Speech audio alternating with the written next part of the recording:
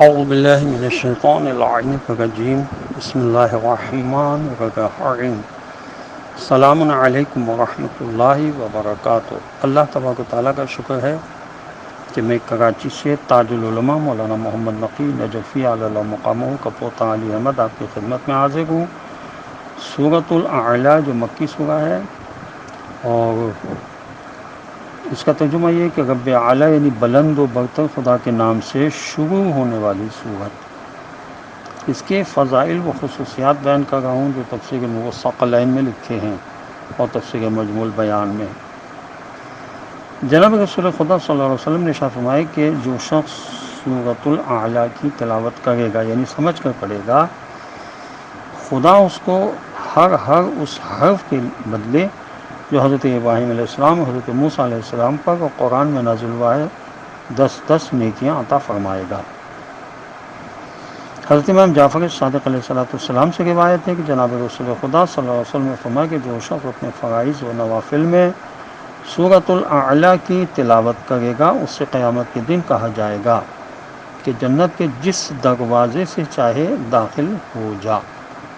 یہ تفسیر نور الثقلین میں لکھا ہے، اور تفسیر مجموع البیان میں لکھا ہے کہ حضرت امام علی ابن ابی طالب علیہ السلام کے ایک صحابی فرماتے ہیں کہ میں نے 20 راتیں حضرت امام علی علیہ السلام کے پیچھے نماز پڑھی تو آپ علیہ السلام نے روزانہ سورۃ الاعلیٰ ہی نماز میں پڑھی۔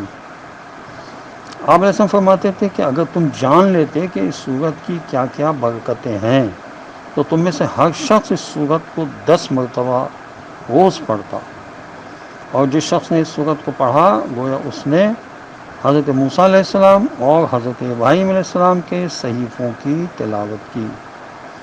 یہ تفسیر نور الثقلین میں لکھا ہے، اور تفسیر مجموع البیان میں لکھا ہے کہ روایت میں ہے کہ یہ سورت جناب رسول خدا صلی اللہ علیہ وسلم کی محبوب ترین سورت تھی۔ شیخ الاسلام عثمانی صاحب نے لکھا ہے کہ روایت میں آتا ہے کہ ہجرت کے موقع پر جو گروہ بھی مکے سے مدینے آتا تھا یہی سورت مدینے والوں کے سامنے پڑھتا تھا۔ یہ تفسیر در منصور میں لکھا ہے، اور شیخ الاسلام عثمانی نے لکھا کہ حدیث میں آیا کہ جب یہ سورت نازل ہوئی تو حضور اکرم صلی اللہ علیہ وسلم نے حکم دیا کہ اس کو اپنے سجدوں میں قرار دو، یعنی سجدوں میں سبحان ربی الاعلیٰ پڑھو۔ اب میں اس سورہ کی آیات کی تلاوت کا شرف حاصل کر رہا ہوں۔ اس سورت کا ایک ہی رکوع ہے اور اس کی آیات ہیں 19۔ اعوذ باللہ من الشیطان اللعین الرجیم،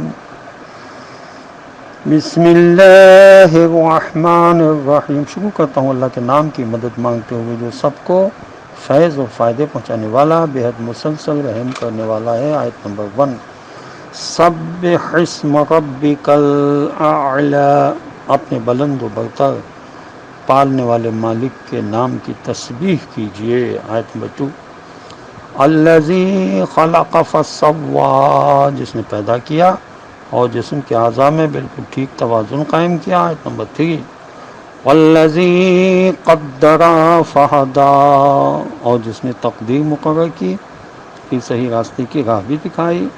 آیت نمبر 4، والذی اخرج المرعی، ترجمہ، جس نے نباتات گھاس پودے اگائے۔ آیت نمبر 5، فجعلہ غثاء احوا، ترجمہ، پھر انہیں خشک کر کے کوڑا کرکٹ بنا دیا۔ آیت نمبر 1 کی تشریح کے سلسلے میں لکھا ہے کہ تسبیح کے معنی ہے کہ اللہ کو ان ناموں سے یاد کرو جس کے وہ لائق ہے۔ ایسے ناموں سے خدا کو یاد نہ کیا جائے جو اس کے لیے موزوں نہیں، اس لیے خدا کے وہی نام استعمال کرنے چاہیے جو خدا نے اپنے لیے قرآن میں استعمال فرمائے ہیں۔ رہے اللہ کے وہ صفاتی نام جو خالق اور مخلوق دونوں کے لیے استعمال ہوتے ہیں، جیسے رؤوف، رحیم، کریم، سمیع، بصیر وغیرہ، تو ان کو بھی اس طرح استعمال نہ کیا جائے جس طرح یہ نام خدا کے لیے استعمال ہوتے ہیں۔ یہ تفسیر کبیر اور تفسیر مجموع البیان میں لکھا ہے۔ تفسیر انوار نجف میں لکھا ہے کہ حضرت امام محمد باقر علیہ السلام سے روایت ہے کہ جب یہ آیت پڑھا کرو تو فوراً کہا کرو سبحان ربی الاعلی، تفسیر مجموع البیان اور تفسیر القرآن میں لکھا ہے کہ تسبیح کے خاص معنی یہ ہے کہ خدا کو ہر عیب اور ہر قسم کے نقص سے پاک اور بلند سمجھا جائے اور ہر کمال سے متصف مانا جائے۔ آیت نمبر 6 سنقرئک فلا تنسا، ترجمہ۔ اب آپ صلی اللہ علیہ وسلم کو ایسا پڑھا دیں گے کہ پھر آپ صلی اللہ علیہ وسلم بھولیں گے نہیں۔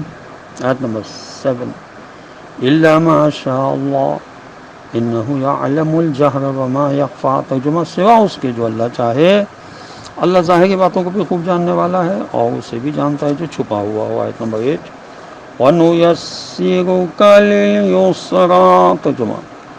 اس لیے آپ صلی اللہ علیہ وسلم فکر نہ کریں، ہم آپ صلی اللہ علیہ وسلم کو قرآن اور آسان شریعت کے پہنچانے میں آسانی پیدا کر دیں گے۔ آیت نمبر 9 وَذَكِّرْ إِن نَّفَعَتِ الذِّكْرَىٰ، ترجمہ۔ لہٰذا آپ صلی اللہ علیہ وسلم نصیحت و یاد دہانی کرتے رہیے اگر نصیحت کرنے اور یاد دہانی سے کوئی فائدہ ہوتا ہو۔ آیت نمبر 10 سَيَذَّكَّرُ مَن يَخْشَىٰ، آیت نمبر 10 کا ترجمہ یہ ہے کہ جو شخص اللہ تعالیٰ سے اور آخرت میں اپنے برے انجام سے ڈرتا ہے وہی نصیحت قبول کرے گا۔ آیت نمبر 11 وَيَتَجَنَّبُهَا الْأَشْقَىٰ، ترجمہ۔ اور جو اس نصیحت سے بچنا چاہے گا وہ انتہائی بدقسمت انسان ہوگا۔ آیت نمبر 12 الَّذِي يَصْلَى النَّارَ الْكُبْرىٰ، ترجمہ۔ جو بہت ہی بڑی آگ میں جھونکا جائے گا۔ آیت نمبر 13 ثُمَّ لَا يَمُوتُ فِيهَا وَلَا يَحْيَىٰ، ترجمہ۔ پھر وہ اس میں نہ تو مر سکے گا اور نہ ہی جی سکے گا۔ آیت نمبر 14 قد افلح من تزکیٰ، ترجمہ۔ غرض ہر طرح کی بھرپور اور حقیقی کامیابی اس نے حاصل کی جس نے پاکیزگی اختیار کر لی۔ آیت نمبر 15 وَذَكَرَ اسْمَ رَبِّهِ فَصَلَّىٰ، ترجمہ۔ اور ہر وقت اپنے پالنے والے مالک کے نام کو یاد رکھا اور نماز پڑھی۔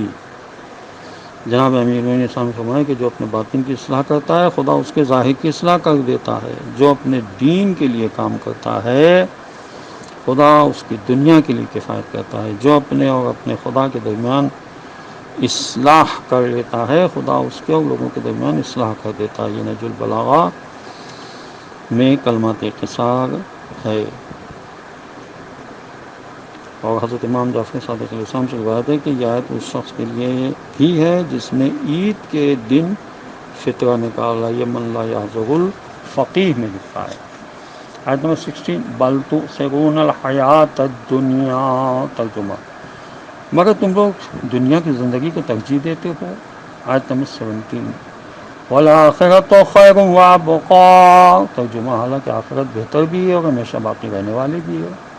آیت نمبر 18 ان ھذا لفی الصحف الاولیٰ، ترجمہ۔ حقیقتاً یہی بات پہلے آنے والی کتابوں میں بھی کہی گئی تھی۔ آیت نمبر 19 اس سورہ اور اس رکوع کی آخری آیت ہے صحف ابراہیم و موسیٰ، ترجمہ، یعنی ابراہیم اور موسیٰ علیہ السلام کی کتابوں میں۔ خداوند عالم کی بارگاہ میں دعا ہے کہ ہمیں قرآن پڑھنے، سمجھنے اور تفسیر وغیرہ پڑھنے کی توفیق عطا فرمائے۔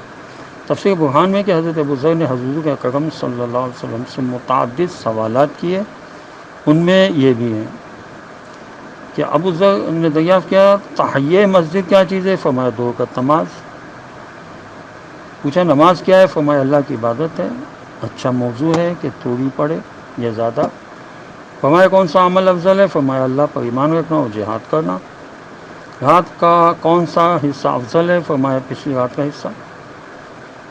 پوچھا صدقہ کون سا افضل ہے؟ فرمایا کم سے کم جس قدر دے سکے مستحق کو پوشیدہ کر کے دے دے۔ پوچھا روزہ کیا ہے؟ فرمایا ایسا فرض ہے جس کا اجر اللہ کے نزدیک بہت زیادہ ہے۔ پوچھا کون سا غلام آزاد کرنا افضل ہے؟ فرمایا جس کی قیمت زیادہ ہو اور اہل خانہ کو محبوب ہو۔ پوچھا کون سا جہاد افضل ہے؟ فرمایا جس میں اس کی سواری بھی کام آ جائے اور اس کا خون بھی گرایا جائے۔ آپ صلی اللہ علیہ وسلم پر سب سے عظیم کون سی آیت ہوتی ہے؟ یہ سوال ہوا. فرمایا آیت الکرسی. پھر فرمایا اے بزرگ تمام آسمان کرسی کے اندر اس طرح ہیں جس طرح ایک وسیع جنگل میں ہاتھ کا چھلا پڑا ہو. عرش کی کرسی سے وہی نسبت ہے جو باقی آسمانوں کو کرسی سے ہے. پھر آپ صلی اللہ علیہ وسلم نے حضرت بزرگ سے فرمایا تقوی اختیار کرو، یہ زیادہ راہ آخرت سب سے بہتر ہے. خاموش رہا کرو کہ اس سے شیطان بھگتا ہے اور دین کے معاملے میں بہتر معاون ہے. بہت نہ ہنسو کیونکہ اس سے دل مردہ ہو جاتا ہے. مساکین سے محبت کیا کرو اور ان کی صحبت اختیار کرو. حق بات کہو اگر تلخ ہو، کسی کو بری لگے. پھر فرمایا اے بزرگ حق بات کرو اللہ کے معاملے میں کسی کی ملامت سے خوف نہ کرو. یہ تفسیر انوار النجف میں لکھا ہوا ہے. خداوند عالم کی بارگاہ میں دعا ہے کہ پروردگار ہمیں قرآن پڑھنے، سمجھنے اور اس پر عمل کرنے کی توفیق نصیب ہو، اور وارث قرآن حضرت امام زمانہ عجل اللہ تعالی فرج الشریف کے جلد ظہور ہو، اور خدا ہمیں ان کے اعوان و انصار میں شامل ہونے کی توفیق نصیب کرے. وآخر دعوانا ان الحمد للہ رب العالمین، وصلی اللہ علی محمد وعلی آلہ الطیبین الطاہرین المعصومین المظلومین. السلام علیکم ورحمۃ اللہ وبرکاتہ.